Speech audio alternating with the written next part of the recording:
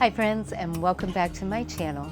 If you're new here, I share weekly videos about spiritual, physical, and mental health while walking through stage 4 cancer journey. If these messages encourage you, please take a moment to like, share, and subscribe so others that may be going through difficult times can find hope as well. And right now I'm at 860 subscribers. My goal is to get to 1,000. So if you could help me out with that, I would surely appreciate it. This week's message is called Knowing How the Story Ends. My verse this week is Hebrews 4:16. Let us then approach God's throne of grace with confidence so that we may receive mercy and find grace to help us in our time of need. I was talking with my niece this past week about the struggles of life. We were reflecting on how hard life can sometimes feel and how disheartening it would be if we didn't know how the story ends. Right now, life has some challenges. Steve has been working extra and traveling quite a bit lately to help make ends meet while we are paying for 2 households, our home in Florida and the place here in Texas, while I receive treatment at mdanderson Cancer Center for my stage 4 cancer. Being here in Texas by myself during treatments has been lonely at times. There's no denying that. But it's also given me something very valuable, time to reflect, time to pray, time to spend quietly with God.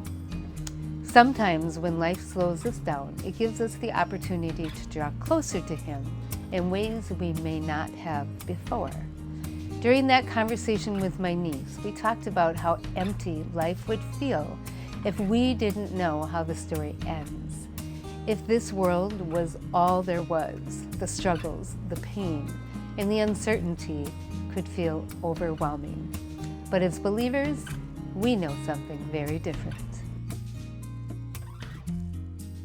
This world is not our final home. Scripture reminds us again and again that life is temporary. Our real home is the one God has prepared for us. Because of Jesus, we know the ending of the story, and that changes everything. It gives us hope in the middle of hardship. It gives us peace in seasons of uncertainty. And it gives us confidence to approach God just as Hebrews tells us, knowing that we will receive mercy and grace when we need it most. When we surrendered our lives to Jesus, the ending of our story is not defined by illness, hardness, or the struggles in this life. The ending of our story is eternity with Him. And that truth gives me strength on the hard days. Now let's get into this week's recipe. With Steve traveling, I'm turning to my air fryer, as he's usually the griller in the family. Today I'm making air fryer stuffed chicken breasts. It's a simple, healthy meal packed with protein that helps fuel the body. Sometimes that's especially important during treatment. It's easy to prepare, full of flavor, and a great way to keep meals nutritious without spending hours in the kitchen. And the leftovers, when chopped up over a salad, is absolutely amazing.